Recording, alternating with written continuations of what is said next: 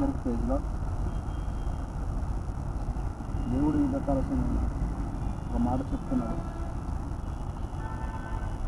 ఇర్మియా గ్రంథము 20వ అధ్యాయం 13వ వచనంలో మనం చూస్తున్నట్లయితే, యెహోవాను కీర్తించుడి, యెహోవాను స్తుతించుడి, దుష్టుల చేతుల నుంచి దరిద్రుని పానమును ఆయన విడిపించున్నాడు అని లేఖనం చెప్తుందన్నమాట. మనం చూసుకున్నట్లయితే ఈ లోకంలో దుష్టుడు మనల్ని, ఎందుకంటే వాడు పరలోకం నుంచి కిందకి పడవేసినప్పటి నుంచి మరి ఇక్కడ మానవులందరూ భూమి మీద ఉన్నారు కాబట్టి వాడు ప్రతిసారి ఆ దుష్టుడు అనేవాడు దేవుడి నుంచి మనం దూరించడానికి ఎంతగానో ప్రయత్నిస్తున్నాడు. కాబట్టి ఇక్కడ లేఖనం ఏం చెప్తుందంటే, యెహోవాను మనము నిత్యము స్తుతించాలంట, ఆయన కీర్తించాలంట. మరి చాలామంది మరి ఈ లోకంలో మరి దైవజనులుగా ఉన్నవారే మీరు అలా స్తుతిస్తున్నారు, మీరు గట్టిగా కేకలు వేస్తున్నారు, మరి నాట్యం చేస్తూ మీరు ఆరాధిస్తున్నారు, లోకంలాగా చేస్తున్నారు అనేసి. కానీ దేవుడు మనల్ని హృదయాన్ని చూస్తున్నాడు అన్నమాట. దేవుడు పైరూపాన్ని చూసేవాడు కాదు, ఆయన కేవలము మీ హృదయాన్ని చూస్తున్నాడు అన్నమాట.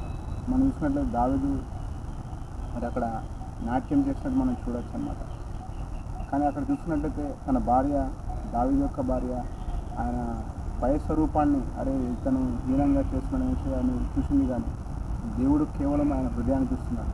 కాబట్టి మనం ఎలా ఆరాధిస్తున్నారు, వాళ్ళు ఎలా ఆరాధిస్తున్నారు అని కాకుండా దేవుడు ఏది చూస్తున్నారనేసి మనం గ్రహించాలన్నమాట. కాబట్టి వాళ్ళు ఆరాధించేది కూడా యెహోవాని ఆరాధిస్తున్నారు, వారు లోకంలో ఆరాధించట్లేదు. అది మనం గ్రహించుకోవాలన్నమాట. కాబట్టి స్తుతించడం అనేది అది మన హృదయానికి సంబంధించింది. అంటే వాళ్ళు కొంతమంది గట్టిగా కేకలతో మరి ఆరాధిస్తారు, గట్టిగా ఆరాధిస్తారు, మరి నాట్యం చేస్తూ ఆరాధిస్తారు.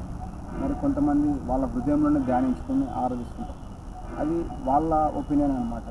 కానీ దేవుని ఆత్మ మనలో ఉన్నప్పుడు మనం చూసినట్లయితే దావీదు నాట్యం చేసినప్పుడు దేవుని ఆత్మ ఆయనలోకి వచ్చినప్పుడు మరి అలాగా నాట్యం చేసినట్టు మనం చూడొచ్చు. కాబట్టి మనం చూసినట్లయితే పాత నిబంధనలో మరి దేవుని ఆత్మ తరచుగా వచ్చి వెళ్తున్నట్టు మనం చూసుకోవచ్చు. కానీ నూతన నిబంధనలో ఆయన పరిశుద్ధాత్ముడు మనలోనే ఉన్నాడంట.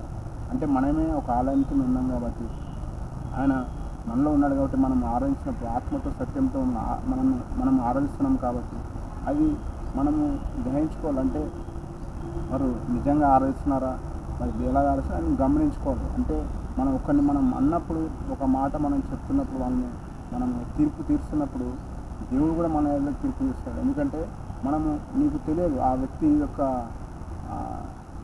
జీవితం గురించి, అతని యొక్క సాక్ష్యం గురించి. అంటే ఒకవేళ వాళ్ళు ఎంతగానో వాళ్ళు దేవునిలో మరి అంత లోతుగా వాళ్ళు వెళ్తున్నారంటే వాళ్ళు కేవలము వాళ్ళకున్న పరిస్థితులను బట్టి వాళ్ళు దేవుని ఆరాధన, అంటే దేవునిలో వాళ్ళకున్న అట్టి లోతుని బట్టి వాళ్ళు వెళ్తున్నారు అన్నమాట. కాబట్టి ఒకరిని బట్టి అతను గుర్తు చేయకుండా మనము అది దేవునిలో ముందుకు వెళ్ళాలని కోరుకుంటున్నాం.